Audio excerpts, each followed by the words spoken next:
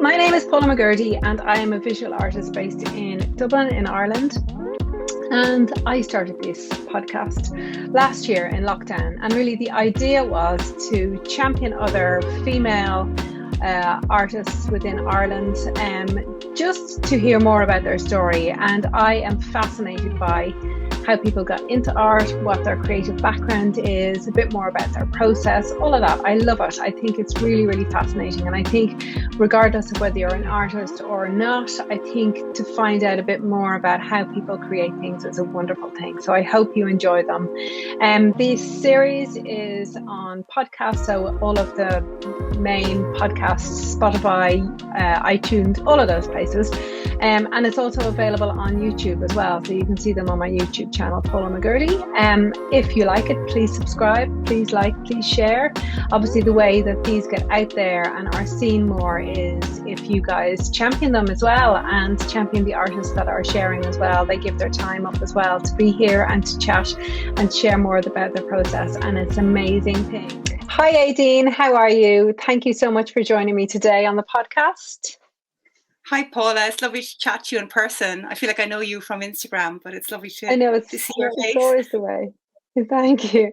It's always the way, isn't it? When you see somebody on Instagram and you know quite a bit about them, like in terms of what they do, and then you meet them, like either in a conversation like this or elsewhere. It's kind of funny, isn't it? It's I guess it's the way of social media nowadays, isn't it?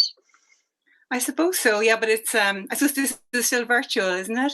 Yeah. But it's great. I mean, it's great too. I feel like I know you because I've heard your voice before, so it's it's good. Yeah. Well, I can see that you're in your studio there, surrounded by your lovely paintings behind you, and obviously it's a working studio. As I say about these things, when I have things behind me, I just remind people that this is a working space as opposed to something that's beautifully, designed, the interior design. This is really kind of where the crux of it all happened. So you're in your studio, and is that upstairs in your house, or do you have a studio separate? Yeah, this is a converted attic bedroom, so it's I suppose, I'm lucky to have a space, and I started off painting in the corner of my living room. So, it's better than that, but it's very messy. I'm a very messy painter. So I have cardboard all over the floor because I tend to spill and make a big mess. And then I only have one wall and everything else kind of slants this way, is really, really low. So it's probably too small, but that's a good complaint. Maybe every studio you fill it. So exactly. I'm lucky that particularly during the pandemic to have space from home. Yeah.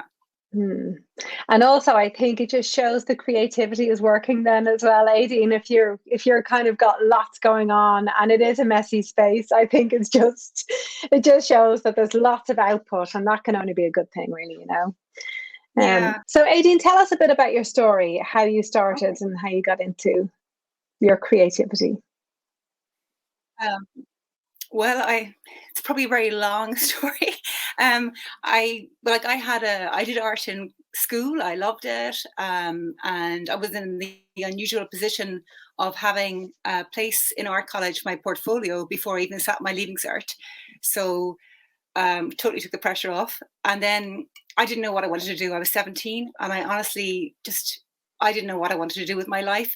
So I remember that final night before I had to decide whether I wanted to go to university or go to art college. I sat in my bedroom and I tossed a coin because I just couldn't decide. And it came up for university. So I very grandly, as you can do when you're 17, said, well, if I'm not going to paint professionally, I'm never going to paint again. And I packed away all my art materials. And I just went in a different way for, I suppose, 20 years. I went in a completely different path.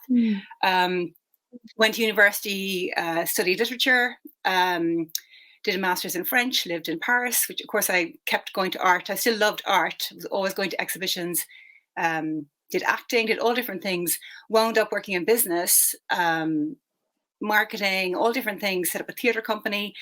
But there was always, I remember always feeling that creativity was missing. I remember having this notice board, and I kept writing creativity, make space for creativity.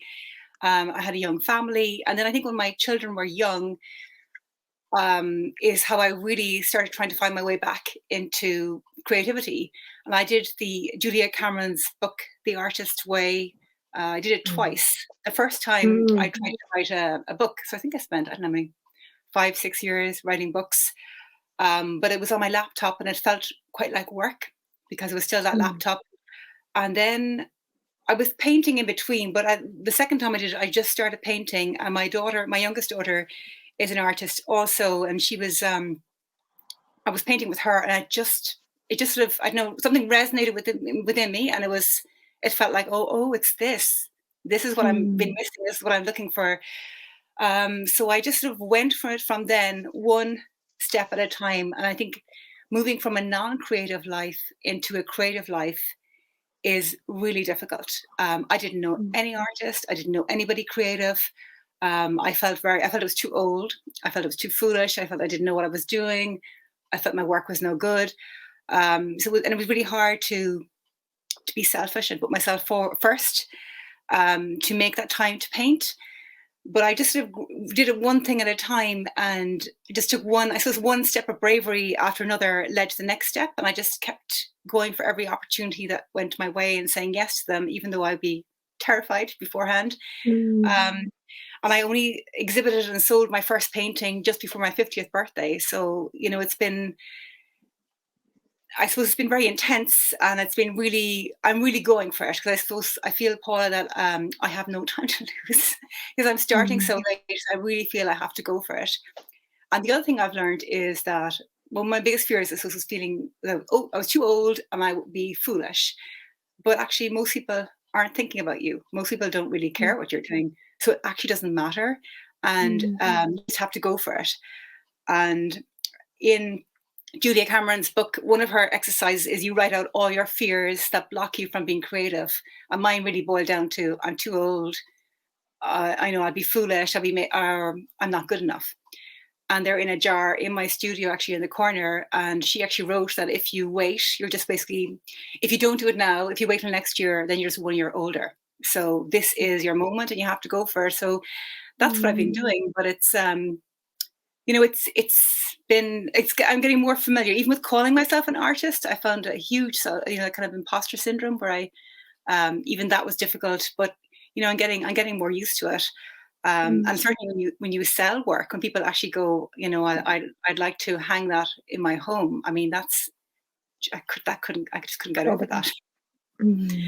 So that's probably a very long-winded answer to your question. No, it's fantastic. I think I said earlier, I think your story is very inspirational. I think lots of people who have that creativity within them very early on and decide not to pursue it often find themselves coming back to it later on in life. And it doesn't have to be, that I'm going after it as a career, but it's certainly like to dip back into wanting to pursue it as something that brings value and joy and just more beauty to your life. So I think that that's really just very inspirational for many people, Éadaoin. And I love that you talked about the fear and also that thing of feeling too old. And I think that comes up so often, mostly for women. And I don't think you really get any men saying, I'm too old to become an artist. And I'm not really too sure where that comes from, but I love that you just pushed into that. The Artist Way, I've started it and I've never actually really finished it through, but the idea of putting all your fears into a jar and that idea of if you don't do it now, you're actually going to be 1 year older and not seeking after what you really want. So I love that you talk about the braveries as well, stepping into your small daily braveries. Is that what you said, Éadaoin? That's the acts of bravery, the one act. I mean, acts of bravery. Even going for an art. I remember my first time going to an art class. I was terrified because I was so out of my comfort zone, and everything. Like even that was terrifying. But constantly opportunities. I was like even talking to you or going on Instagram and talking on Instagram. All those things are quite scary initially, and then you just kind of put them out there and go for it. Well, I think as well, you just have to take risks because nothing, if you want to change things in your life, if you don't take a risk, nothing will change. So you have to take chances and take risks, and there'll be rejection and things won't happen, but then something might happen in a different direction. And I see that happening all the time. But I think what you're saying about being a woman, I think what it is, like I've really thought about this, is that we're brought up to be, I suppose, dutiful, and to be daughters, and to be wives, and to be mothers. And I suppose we're mirroring what our own mothers and our grandmothers did. They cared for the family. So it is really hard to put yourself first. And I think to be an artist and to be creative, you actually have to be selfish, and that doesn't come naturally at all. I think it was the playwright Éadaoin. He said that to a friend of mine, that to write plays, he has to be selfish. I think men are better at doing that, at kind of going, I want to do this, I'm just going to go and do it. Whereas, when I started painting, I basically did it first at the weekends when my husband was around. My children were still quite young, but it meant that they were watching TV and eating cereal, as opposed to me baking and cooking something wonderful. So I suppose it's also that kind of cult of perfectionism, where we're trying to be perfect mothers. And I had to let that go to paint. I mean, I had to let go, like, my house is dirty, the floors are unwashed. I've actually written about that. I could wash my floor, or I could go up and paint. And it's that constant choice and that trade-off. And I think men don't even think about that. They just go for, maybe they just don't see it. And it is difficult to be selfish. I'm getting better at it, but it doesn't come naturally. And even still, my biggest challenge is making time to paint, getting into the studio. It's always often the last thing I do after everything else has been done. And I'm trying to turn that around and do it first before I do all the other things. But it's really, that's my biggest challenge, is finding time to paint, because I'm self-taught, I feel like I'm still exploring and learning. And the time I spend painting is what's leading me in these new directions. So that's the most important thing to me, and the most difficult thing to do. Yeah, but I think that's something. I think that is a challenge more for women, because it's if you're a mother or a wife, or you've got dogs or a house, there's all these other duties that we have. Yeah, we're in the caring role. It often lands on our feet, for whatever reason, I guess. I love that you brought the whole idea of motherhood into it as well, because I think you're dead right. To be an artist is like, you have to be very selfish to try and get that time. And often there can come judgments with that as well, about what you're putting first in your life. And particularly if people don't understand your art as a career, as opposed to an art as a hobby, then if other things are slipping, then either your own self-judgments or judgments from other people then come into play in that then as well, so it is that balance. I love that you brought that in as well, Éadaoin. How did you find that? I mean, you talked about your husband looking after the children at the weekend, and then watching TV and eating cereal, which is actually what my children are doing right now. Oh yeah, whilst I record this. I just find I just lowered my standards, Paula. That's how I did it. I lowered my standards in terms of letting go, that perfect mother. And actually, when I started painting, someone said to me, "What did you do before?" And I was like going, "What did I do before? I used to bake. I used to bake amazing cakes, and I don't bake anymore." All that creativity went into, I used to make the most elaborate, like, homemade Christmas presents for teachers, like ridiculous things. So I was channeling it into all these, I don't know what idea I had in my head of this perfect mother, but it was all going into these directions. And I just let that go. And I think I basically have lowered my standards, and nobody really cares except me in terms of that judgment. It's all internal, all my own belief system. And so I've just basically lowered standards. And on a Friday night, my eldest daughter orders pizza, which is like, she takes care of dinner. So that's another night I don't have to cook. It's all these things can go. And Yeah, that's and actually, as well, I've got teenagers now, and I think even parenting teenagers, I just lowered my standards, and that makes things much easier. Mm. I'm going to take that, Éadaoin. Go with that, definitely. I think just the motherhood and the creativity, the artist is a funny thing, because obviously motherhood is full time and it's all encompassing, but so is being an artist. It's full time. And people say to me, "How long did it take you to paint that?" I'm like, forever, because it's in my head. It's not just the hours that I sat down and painted it. It's the constant Yeah. thinking and ruminating and thinking over colors or what it's about, and the feelings and the emotions that come with it, that are just, it's like a 2 24-hour jobs. I think that's what it is, isn't it? Yeah. I And often then feel, somehow yeah, merging. yeah. um, I feel it's so intense sometimes that it's, that in your own head. mm, I was yeah. describing it to somebody as it's like as if you're under the sea, like and Mm, you go into it like a decompression chamber to rejoin the real world, because there are, because it's so intense, that whole breathing, you're in that flow state of yeah. making those decisions, and then you go back into Yeah. the real world and you feel like there should be a kind of a gap or a filter or something, because it's. Yeah. But I know what you mean. It's always in your head about. And even before I paint it, I used to just take, oh my God, I would just take hundreds and hundreds of photographs of, like, back when you developed photographs of Mm, roads and walls. And there'd be no people, there'd be all these just things that were interesting me, like a line or a stone or, I don't know, really, really strange thing. And this guy said to me, "Well, what's with all these photographs of roads?" I kept thinking, I paint that, or it was just this germination of ideas. mm, Well, for me, usually, okay, the first challenge is getting into that door or that studio. Once I get in there, that's the first obstacle. And then I would usually put on music, and I'm very careful what I listen to. Often, mm, when I'm painting, usually I'm kind of fast and I'm slow. So I can be quite fast in the time I paint, but then I could work for months or years on paintings. So that sense is slow. So I've always have loads of paintings on the go.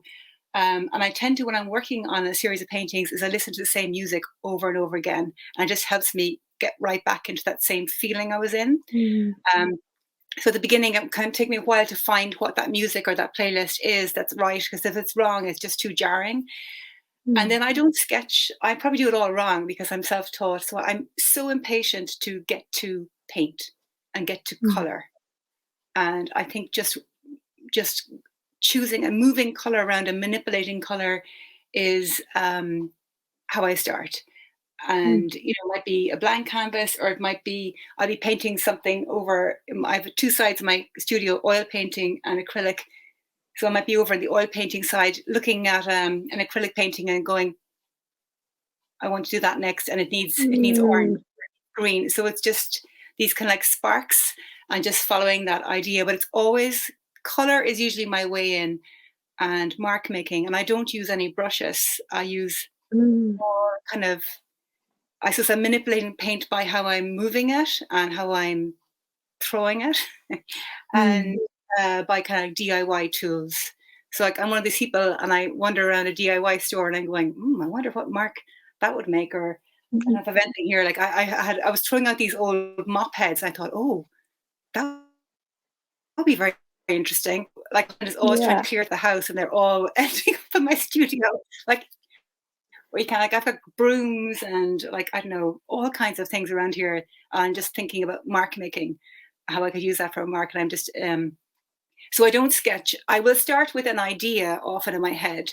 It can be really loose idea, I suppose, almost like when you wake up from a dream, and you've got this kind of dream in the back of your head, and if you focus on it, Mm, it disappears.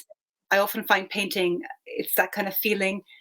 um, so, like the moment I'm kind of chasing that feeling of my first walk by the sea after lockdown, how I felt and how mm, incredible that was. So I'm chasing that feeling, and all the new paintings have all got that feeling in them. But I don't know how they're going to end up. mm. I mean, it's going to be Okay. a long journey. And yeah, so I start with with color. So it's very intuitive, I guess, you know. And I was going to ask you about that because I know that you work in both acrylic and also in oils as well. And I was wondering if you did actually work simultaneously at the same time. Do you ever get mixed up with the two? Does some oil end up, or do you keep them very separate? Or Sometimes, yes, an acrylic painting may wander over and have an oil top cover, but usually not, because once I go to the oil, I can never return to acrylic in that painting. So they tend to be, at the moment, they tend to be quite separate. A few have migrated across, but mostly, no, I don't get them mixed up because they feel quite different to me. They're like a different okay. family. And it was the non-brush, so you don't use brushes. Was that an intentional decision, or has it that's just always been how you work? That's a great question. So I started off painting figuratively, painting portraits and landscapes, and my work has become more and more abstract because that's really what excites me. That's the paintings I like to see, and what I like to when I'm looking at art. And I actually find it much more challenging than painting figurative work, and much more difficult to make what I feel is a good painting. And I've been trying to find ways of making, I suppose, like making what I see in my head, I suppose, are the ideas I have in my head, and paintbrushes aren't a way of achieving that. And I would say it's still a work in progress. Like I may go back to using brushes, I don't know, but at the moment I'm experimenting with different things, and it's all about how I get the paint to work on the surface, and trying to get it to, I suppose, to express certain ideas in my head or certain feelings. And I like the looseness of not using brushes and using bigger kind of elements. Like I don't know if I can grab anything here. Like I've got a broom handle, and I've got a floor. What do you think? Like a guard for the underneath a door, like things like that. I'm trying to. One of my favorite tools is a wallpaper spreader. It's like a Wow, yes. So I just mop handles, different things. So I think they make interesting marks, and they're just sort of freer. And the way I paint is I stand, and I feel like I need to be kind of it feels quite physical because I can be manipulating large canvases. So you have to be quite strong, and I might be working flat, or I might be working upright, and it's like a dance. So I'm basically moving paint, and I'm moving, and where I stand and how I apply the paint onto the surface, they all create different marks. So if I'm really close to it and it's very delicate, or I could be quite far away, and it can be this kind of gesture and movement, and that will give a certain effect, and it will also convey a certain emotion. And that's what I'm trying to do. But I think I'm still experimenting with it and trying to find my way. I suppose that way is always changing. At the moment, brushes form no part of what I'm doing. Who's to say it may come back to it? But no, I haven't used a brush, I would say, probably in a couple of years now. I love that you use so many different things. I think there's just with art, there's no rules, there's no right and wrong. You can, I mean, obviously in the more traditional sense, things are definite rules, but I love that you can bring whatever and it can create all of the marks. I think I saw you one time using a plastic fork that you were using to make various marks and stuff like that. Yeah, that was Which during is very, very lockdown. creative. Well, somebody asked me to Yeah. do a painting workshop online on Instagram. So what I'm always doing, Paula, is somebody asks me to do something, I just say yes. And then I figure it out afterwards. So I said yes. And then thought, how the hell? That's your bravery is right there. It's like just going with it, It's a just good so way I to say live yes. by. And then I go, how am I going to do this? How am I going to teach somebody on my phone, in lockdown, when there was art supplies were in short supply. Yeah. So I figured out is what can I use that people can readily access? And actually that has actually formed part of the way I'm painting at the moment. So I use jam jars, and I dilute paint, because then of course the jam jar, you can just seal the lid and the paint is contained. Yeah. And I was just thinking, people might be able to get disposable cutlery, just that they can flick or manipulate paint. And I think it's about what I wanted them to do is not use a brush if they could, and just move away from that freedom. a fork, you can use it to stir, and you can use it to flick or apply or spread. So it's just things that people would have readily available. But yeah, I do have a lovely bunch of lovely painty forks that I reuse. Yeah, and I use them for stirring, and you know, they're kind of give me joy because they're covered in layers of paint. They're quite beautiful. They're like a little of painty flowers. I love that. I also think I often speak to people about art supplies, and when people are starting off, not to go out to the art supply shop and buy all the expensive stuff that you end up spending, because art supplies are expensive, and you end up spending like €100 on something that you may or may not use again. And so I love that, because one of my things is just get the cheap, use your kids' crayons or whatever, but use your plastic forks and everything. Just I love that as well. Well, I'd spend money on paint because I've learned that the more expensive paint, the color is just so much better. It's like better makeup. It's just pigment. So yes, I would say to people, because people ask me, and I would just say, I don't think sets are great value, because they've got 10 little colors. So I would say just choose maybe 3 or 4 colors, because it might be €10 a tube. And then like acrylics are already accessible, a little bit of water. So I said jam jars. I wouldn't spend money on brushes, not for what I'm doing. And I would tend to choose colors that you see in nature, because then they naturally go together. If you think about flowers or leaves. So if you work with those kind of colors that you like, a flower you would pick or a color you might wear, if you start from that, then they can't go too wrong. That's my advice. Yeah. So on to kind of the more business side of things, I guess, Éadaoin. So your background is business. Did you find that helped you then when you started as an artist, and obviously going into the more business side of things? Did that help you further down the line? Well, I suppose I knew that I wanted to go for it, and I wanted to earn a living from it. And I wanted to cover the cost of my very expensive art material habit. It's true. And yeah, I just spent a fortune on paint actually yesterday. So a big delivery. Beautiful, beautiful colors. Actually, all oil colors. Maybe the oil colors. Oh, really? Yeah, that's just what I went for. Oh, and what brand do you use for oils then? A bit of a magpie. So I tend to find certain colors in different brands. So I like Gamden. I like Sennelier. I have a couple of Michael Hardings, Old Holland, and the Windsor Artist. But I tend to find like there may be a Sennelier orange I really like, or a Gamden magenta that I like. So I tend to find there are certain colors, they become my favorites. But I wouldn't often, so I'm buying them online, so you don't see the colors. So I'm just, will maybe try something new. I'm not very organized. Like I see people do all those lovely charts, where they buy the new tube and they write the name and they do all the charts. I don't do that. I just go right in and paint.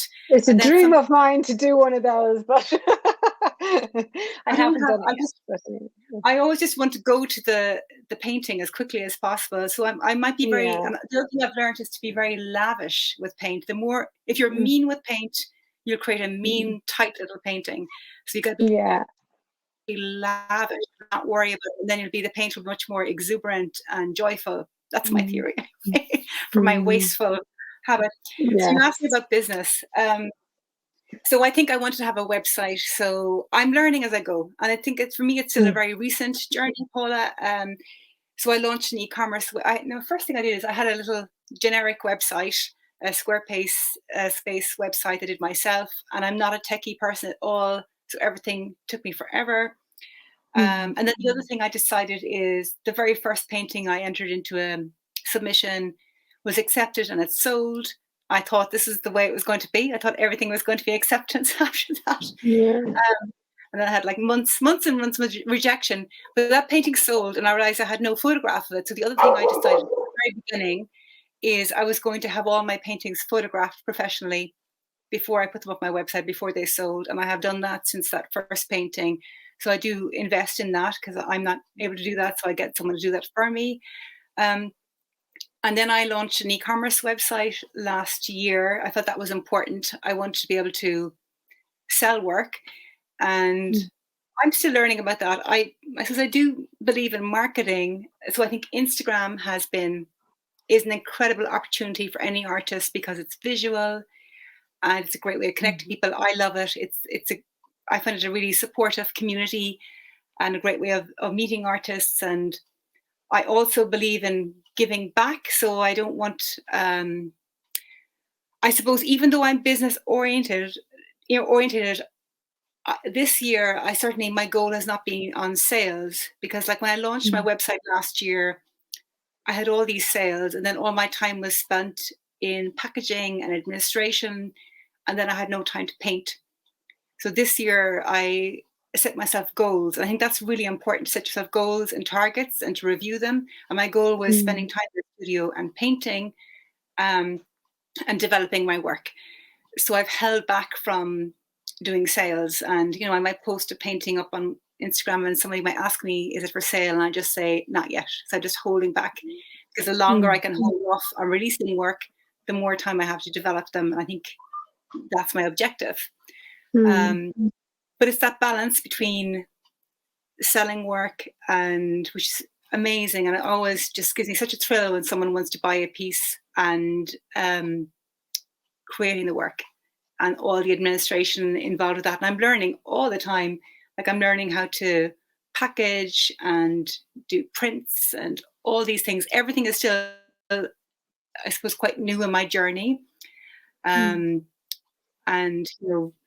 exhibitions were more difficult during lockdown. So I had an exhibition and it was closed. So I started exhibiting on Instagram in my dining room, just putting some paintings out and going live on Instagram and showing the paintings. And like that was great. And again, I was creating all these false deadlines to just put the work out there. I think it's important at some point the work has to leave the studio and be seen and stand on its own 2 feet in terms of whether somebody says, I would love that in my home or not. So it's that constant balance, I suppose, between the management, the sales. But as I said, this year I've really been trying to focus more on creating work. And I think because all the sales, if it's to go with last year, it was coming up towards Christmas, it was just crazy. And I don't know if it's going to be like that every year, or was that just, but because I'm just doing everything myself, I found that really challenging to balance the work with that. So the dream would be to have somebody maybe help you with that. I think it's amazing that you just started your really pursuing this the last couple of years, isn't that right, Éadaoin? So the fact that you've gotten to this stage and you're selling as you are, it's incredible.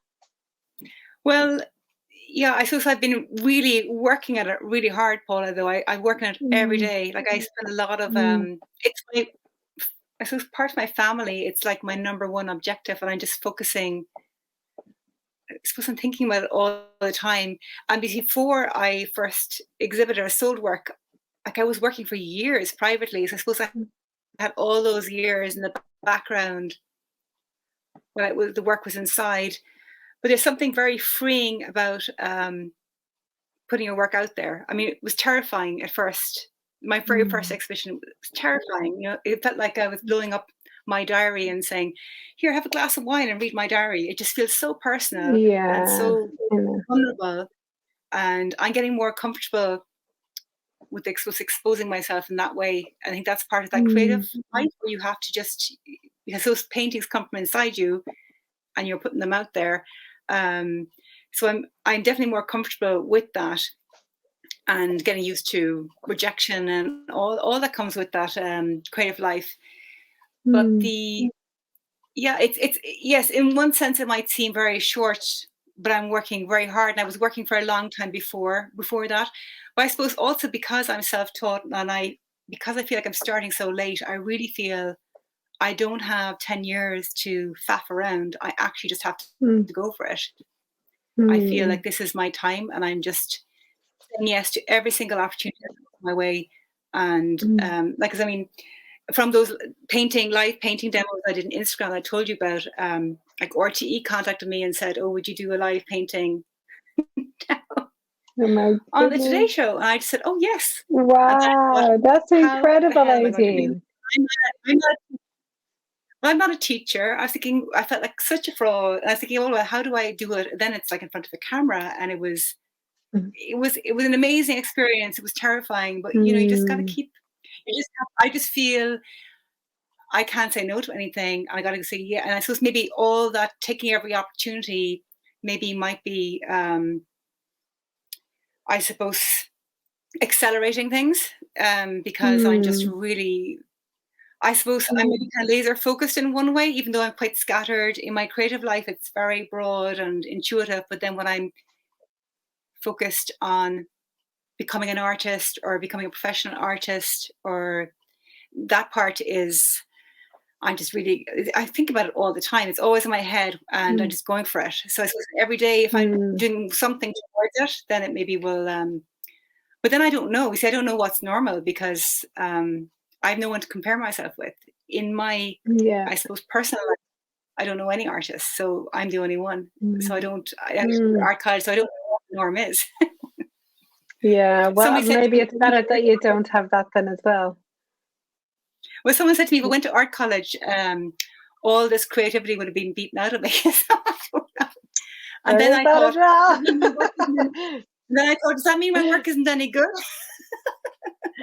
No, The I self also doubt. think art college can be like it can be an amazing experience for some people, but I know a lot of people that I never wanted to really return to art after our college, depending on their experience, and it is a very personal few years of just deep dive into finding that creativity. So it can work in either way, and it can either validate you as an artist or not. It can absolutely swing the other way. So yeah, it can yeah, it can make or break people really.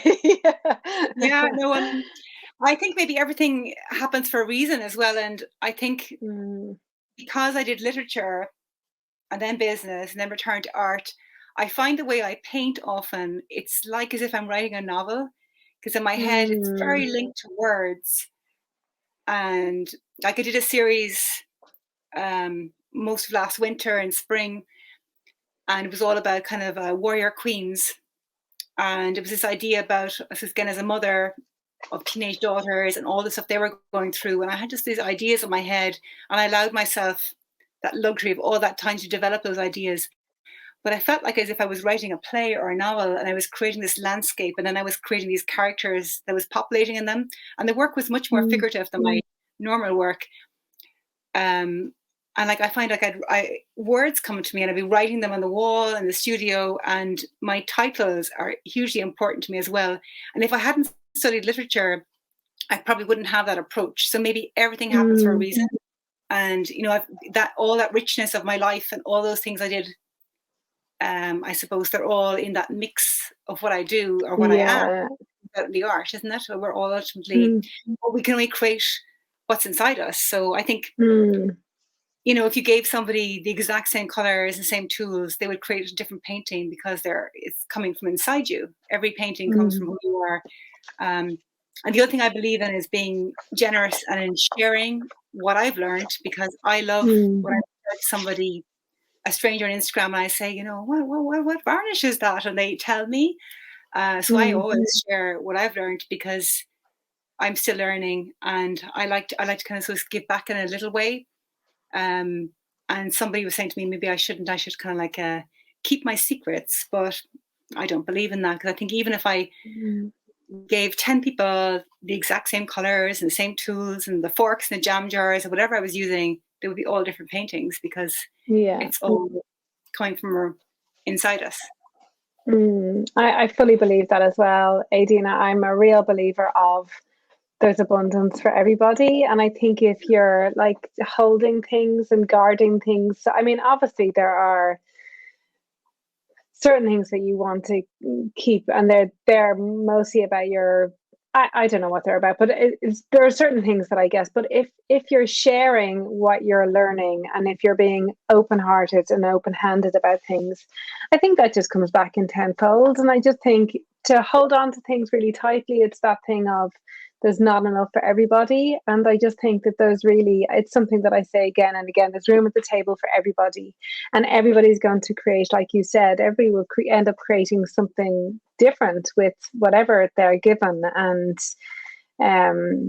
even like I constantly come back to the amount of people in the world and the amount of artists. And sometimes I think we end up being, if people are holding on to things or not wanting to share, it's that thing of you're very blinkered in terms of who is around and who can you share with and who can you give to and who can you understand more abundance with. And I just think it's just, yeah, it's a great thing.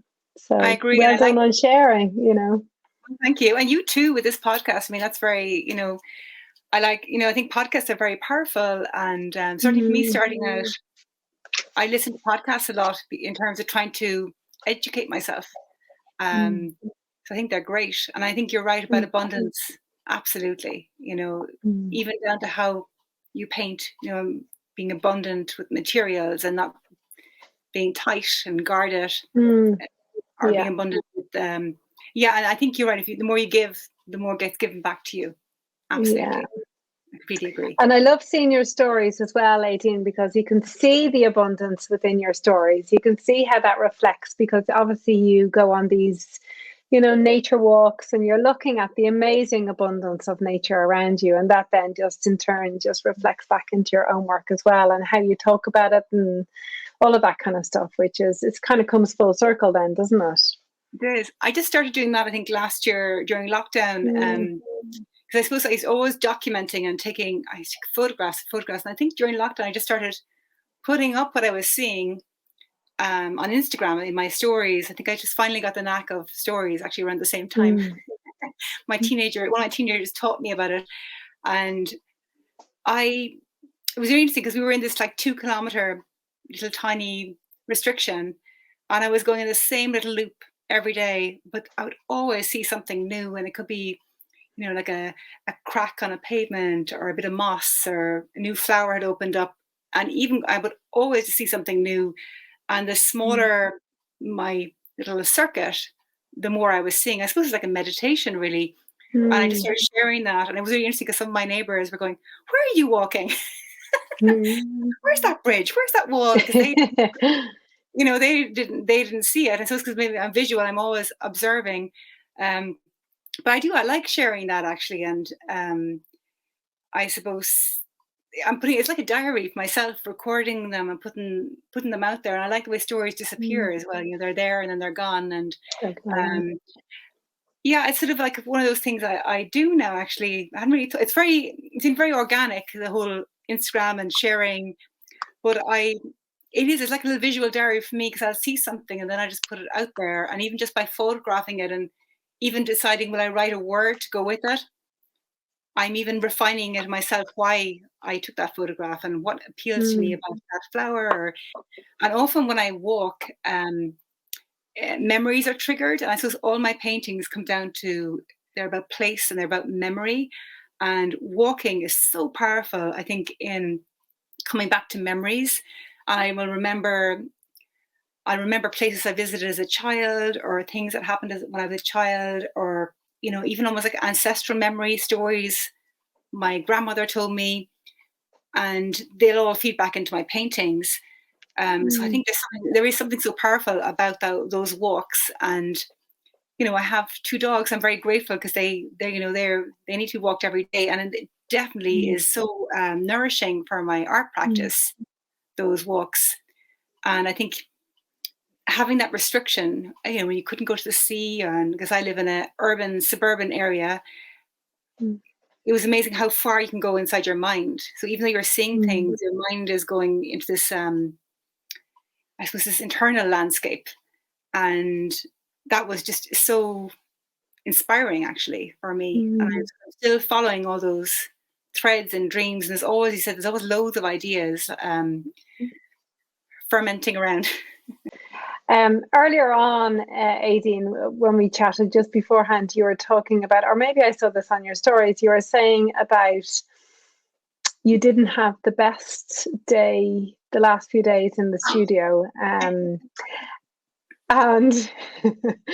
I think Instagram can come across as being, it's all seamless and streamlined and everything works so beautifully. Can you tell us, how do you get beyond that? Do you have any tricks, or do you just keep on pushing into it and just saying, do you just take a break? Do you walk away? What do you do? Do you burn the paintings, burn the canvas? I'm surrounded here. I put some nice stuff behind me, but on the floor here underneath my feet is pure mud. I paint, when you keep mixing colors and they turn to sludge.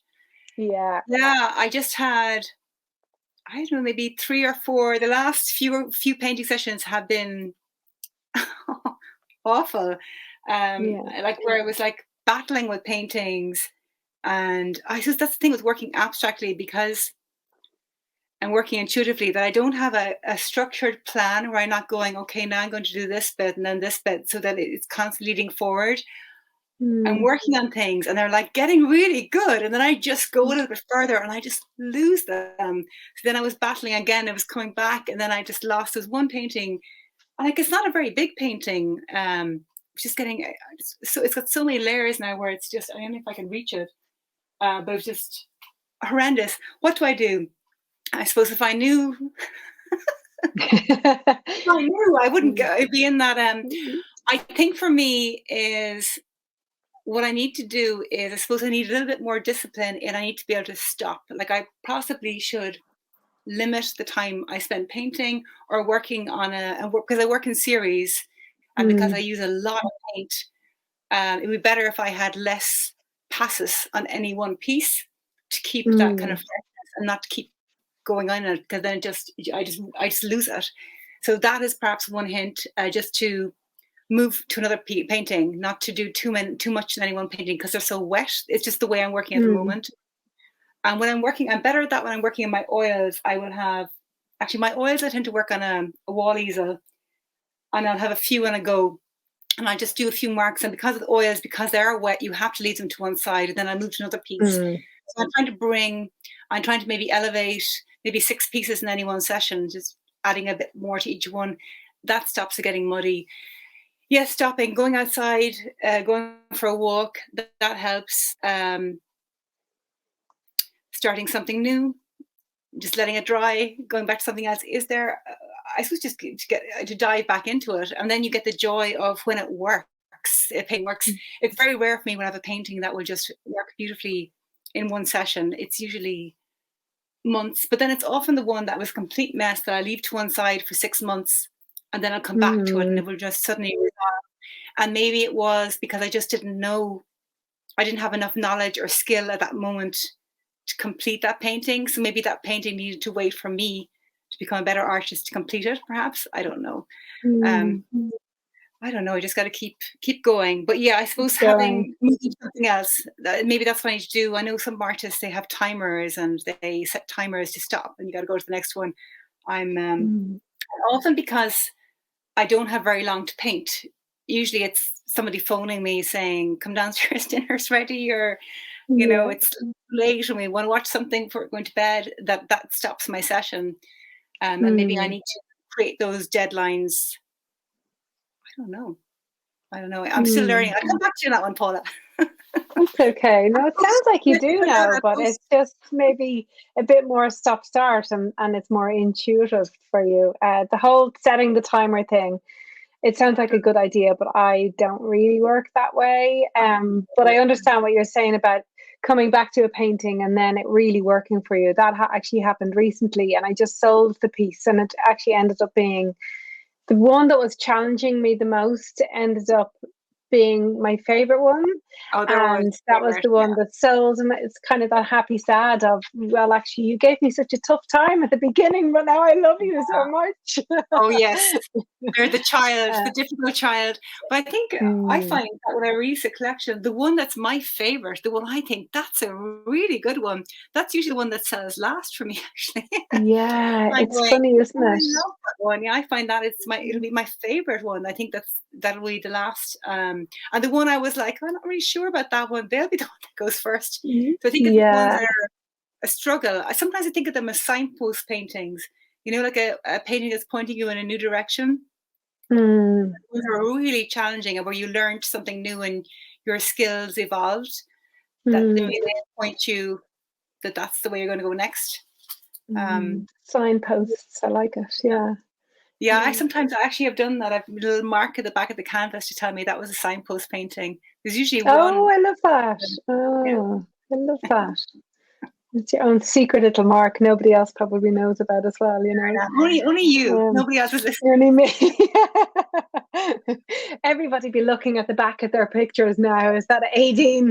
Is that Éadaoin's What like is the mark? signature little signpost? Yeah. Of course, I'm so messy. There could be so many possible marks. That could be. It could be, yes. So maybe everybody thinks they've got one then, you know.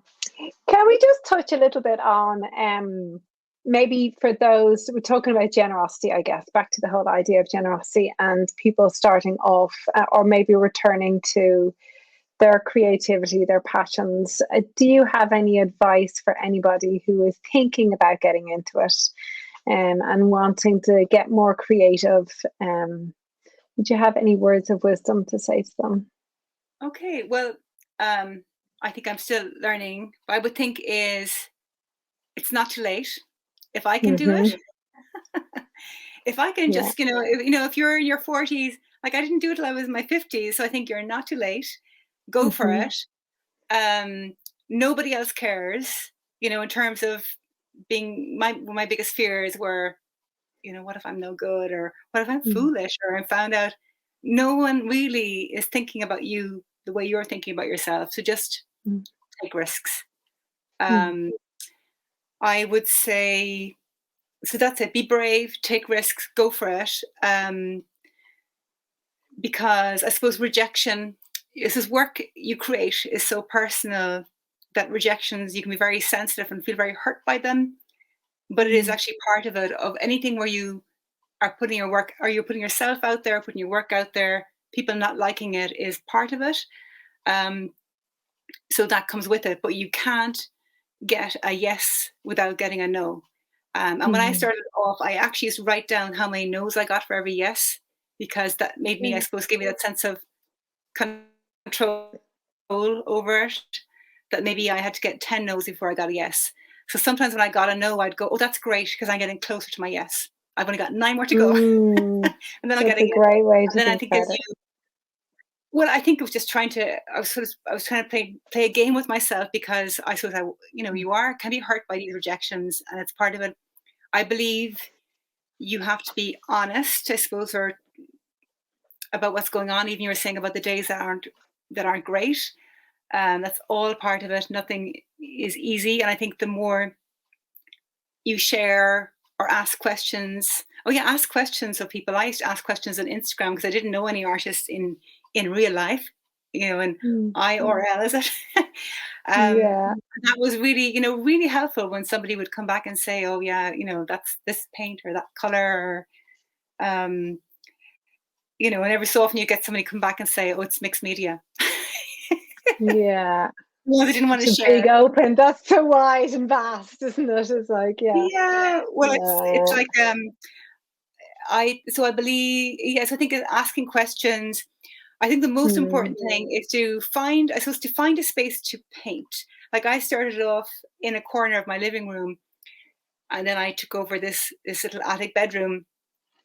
So if you can find somewhere you can leave your work out, even if it's like a little tray or somewhere where you can leave your work so you can return to it, that's a great tip, because if you have to set it out all the time, then it's really difficult. And to go for open calls, submissions, just see what happens, put your work out there, try and show your work. I would say use Instagram. Instagram is an amazing resource and tool and a way of being seen and people finding you. And I think if somebody doesn't like your work, it's just they're not the right person, and that you just have to, there's so many people out there, and the right people just have to find your work that will love your work. And Instagram definitely helps you find that audience. I think, what else do I think? For me, definitely, because I'm self-taught, it's spending time painting. And we talked about being selfish and finding that time. And what I'm doing at the moment is I'm getting up a lot earlier, and I'm trying to, I'm doing all my things. I'm trying to exercise. I think for me, I have to be strong to paint because it's so physical, or I end up getting injuries, back injuries and stuff, because I'm working with these really big canvases. So I'm trying to be healthy and strong, and then getting into the studio before I check my phone, before I do my email. And so I'm trying to do that first, make that my priority in the day, because every day, any day when I paint is a good day.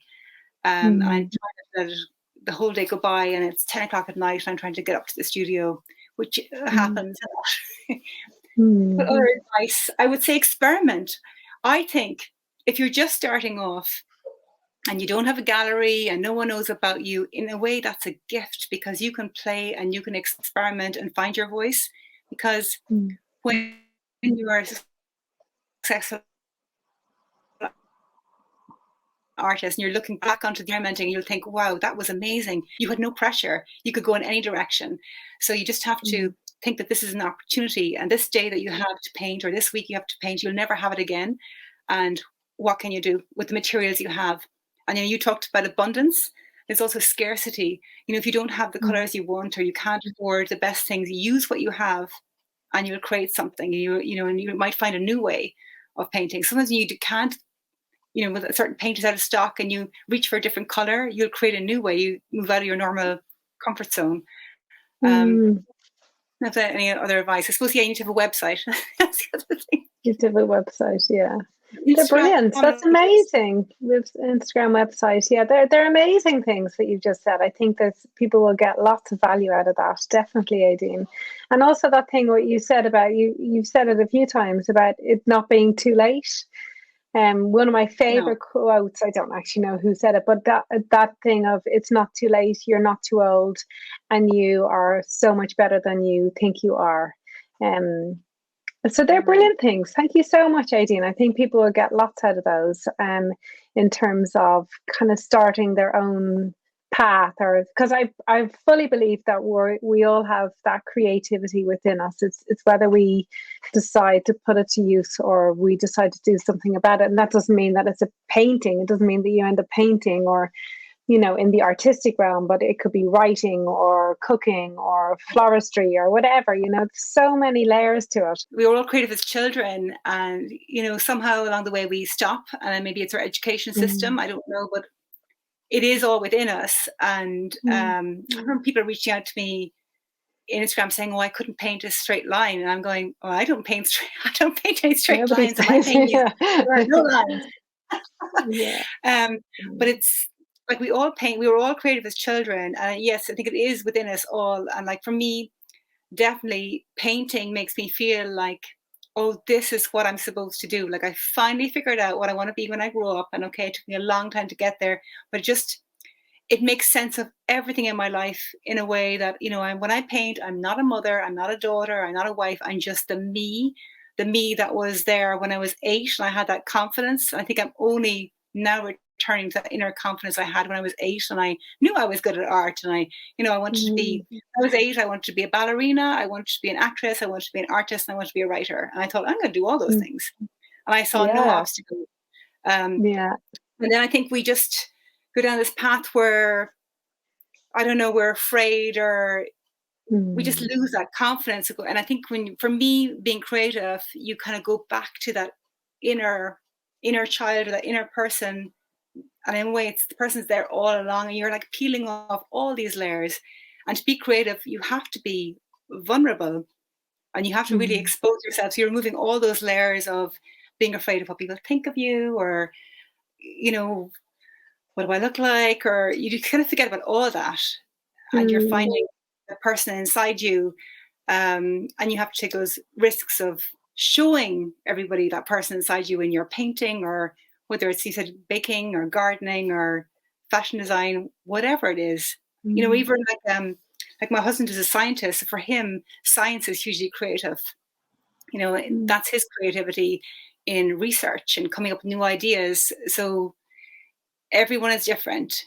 But I do think, yeah, we all are creative beings. And I think there's something about using your hands as well, moving away from a screen or a keyboard or a phone, that is just, it's so good for us.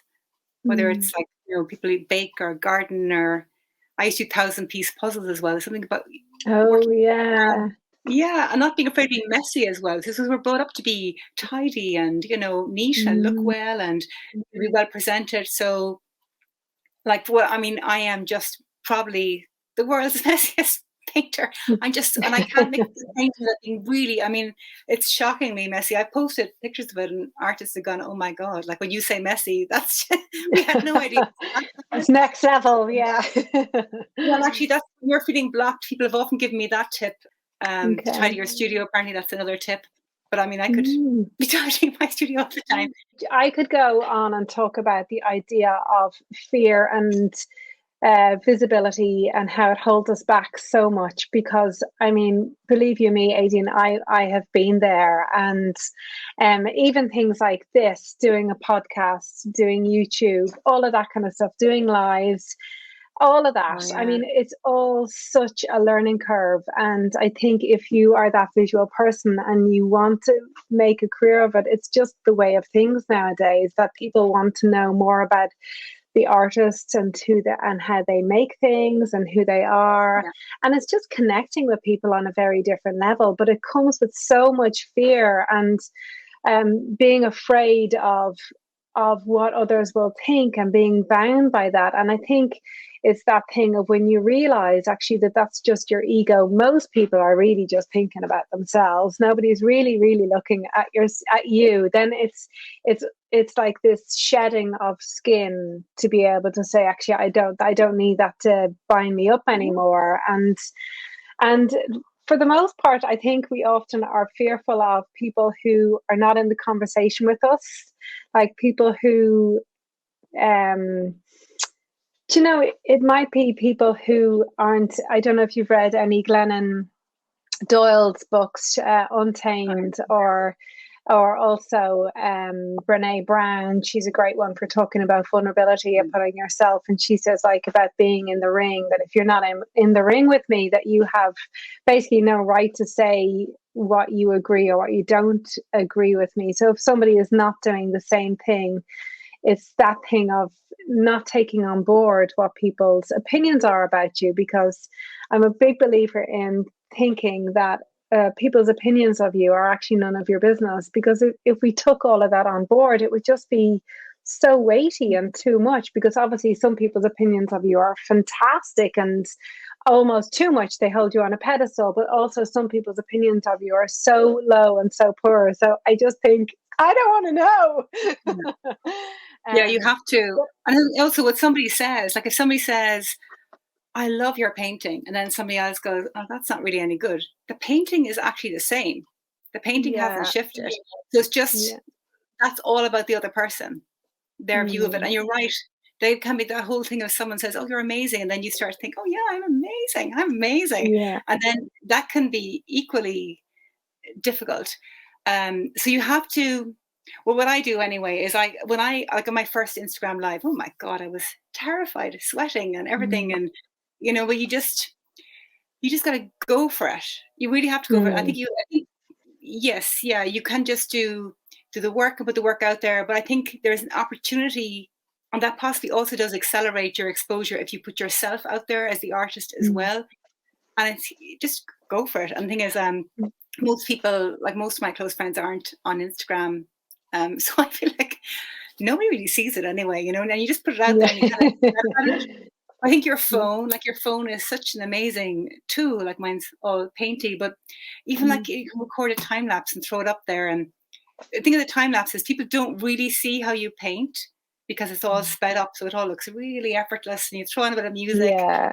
They don't see all the what color will I do now? And that bit's crap, and I got to remove that. They don't thought process, and I suppose it's entertainment as well, isn't it? Maybe but it's sharing something, and I think I think Instagram is fun, and I must say I've been very lucky. I've only heard positive things, or people being very kind on it.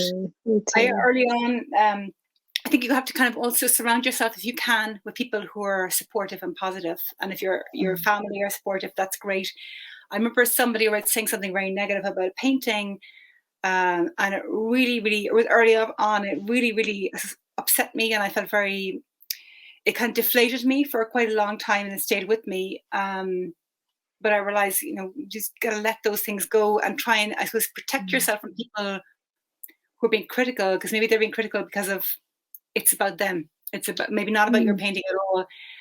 So if you're lucky enough to be surrounded by people who are supportive and kind, and most people are, I think most people, certainly people are really kind and really generous and supportive. And I mean, I follow other artists as well. I'm just in awe of what they do. And it's just so, and it's been nice, it's particularly in lockdown, it's been really nice to have that community when we were all on our, just on our phones. And the other thing I do as well is just coming back to the whole how to paint, is I try and avoid the news. I think the news can be very toxic. If it's radio and the news, particularly when we were in lockdown, all the it was all sensationalist headlines. And when I was listening to the news, I found it very difficult to create because I was feeling anxious. I deliberately stopped.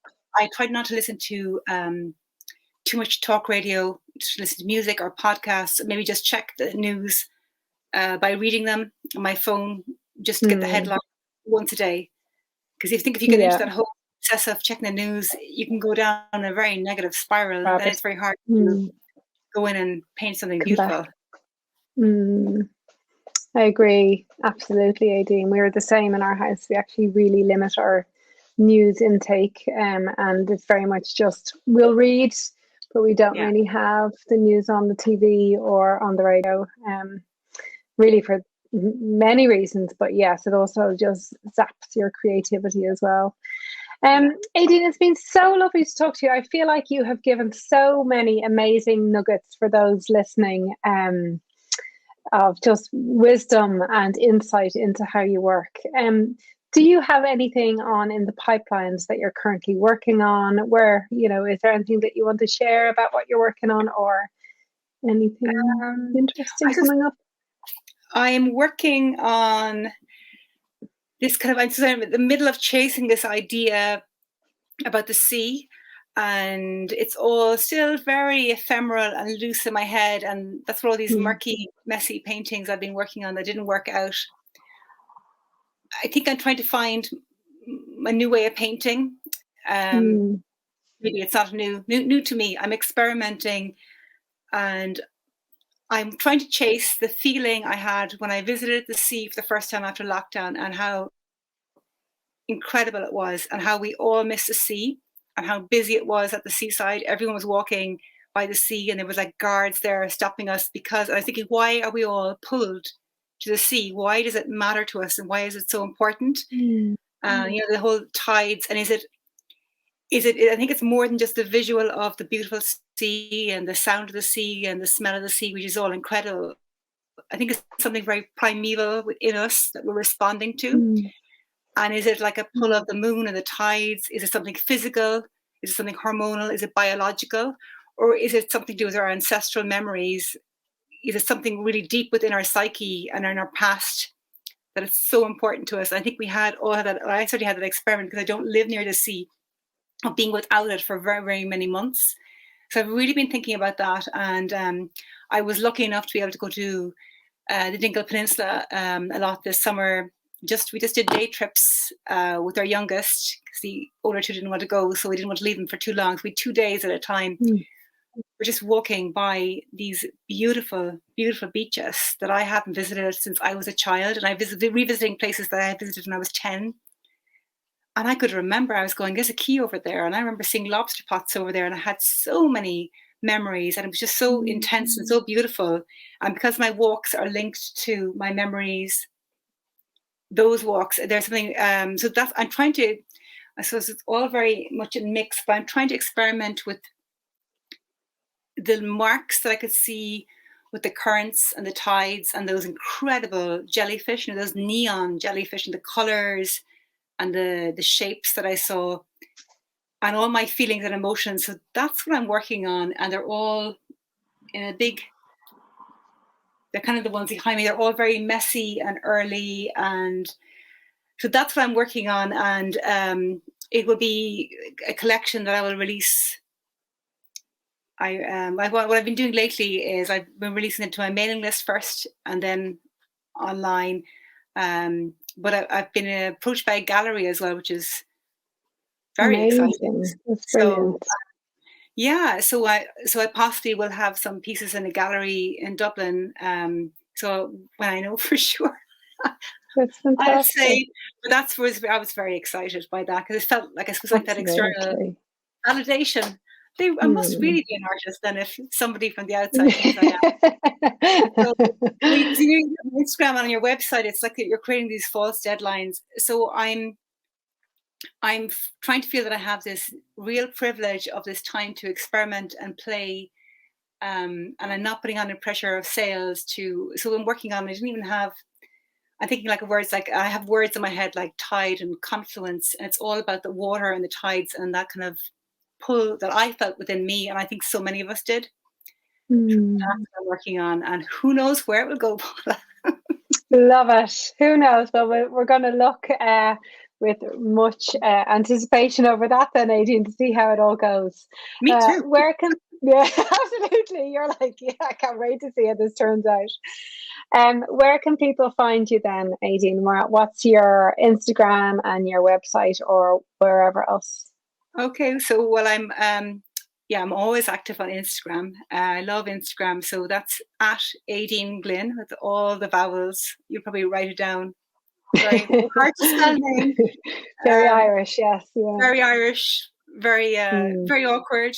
So at Éadaoin Glynn is my Instagram, and I try and post there, and I share on stories, things in my studio and things that inspire me.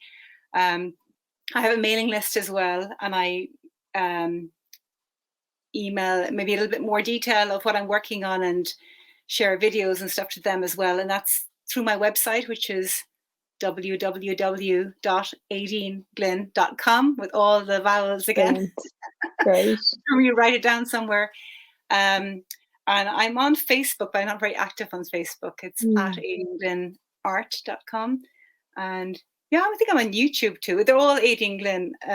All Éadaoin Glynn. We just Google in Éadaoin Glynn and it'll come up anyway. Yeah, but what I'll do is I will put all of the links below, and they'll all appear below. But Éadaoin, thank you so much for coming on. I feel like it was a very, very lovely and generous conversation from you. I feel we could do a part 2 as well at some stage, because there was so much wealth of knowledge and everything. And I know you've spoken about how you're not you haven't been like professionally trained, you didn't go to art college, but I don't think that makes any difference to your bearing over you being a professional artist or not, because it's obviously you can see it and you can hear it through what you do as well. So thank you so much for coming on today and just sharing with us and being so generous. I appreciate it so much. Thanks, Paula, and thank you for inviting me, and thank you for the podcast and what you give to the community as well. No problem. I love hearing about other artists' creative journeys as well. So you ask all the great questions. Thank you very much. Thank you, Éadaoin, and we'll talk soon. Bye. Bye.